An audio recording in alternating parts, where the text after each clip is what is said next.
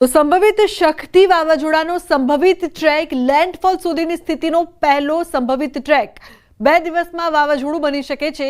હવામાન નિષ્ણાત અથરેયા શેટ્ટીનું અનુમાન શનિવારે વાવાઝોડું બની શકે છે। સંભવિત વાવાઝોડાએ બધાને ગોથે ચડાવ્યા છે। વેધર મોડલ આગાહીકારો બધા ગોથે ચડ્યા છે। અત્યાર સુધીની જટિલ સિસ્ટમ હોવાનું પણ કહેવામાં આવી રહ્યું છે। આની સાથે બિપોરજોય સરળ હતું તેવું પણ કહેવામાં આવી રહ્યું છે।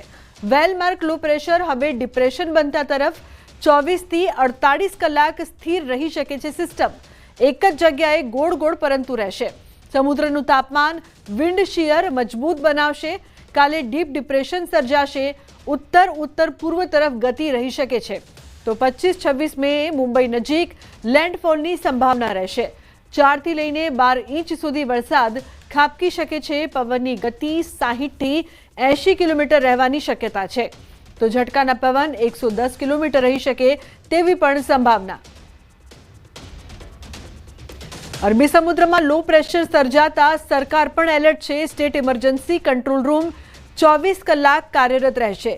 સીએમ ભૂપેન્દ્ર પટેલે આપી સૂચનાઓ। સુરત, તાપી, વલસાડમાં ભારે વરસાદની આગાહી। અમરેલી અને ભાવનગરમાં પણ ભારે વરસાદની આગાહી છે। તો આગાહીને ધ્યાનમાં લઈને વહીવટી તંત્ર એલર્ટ છે।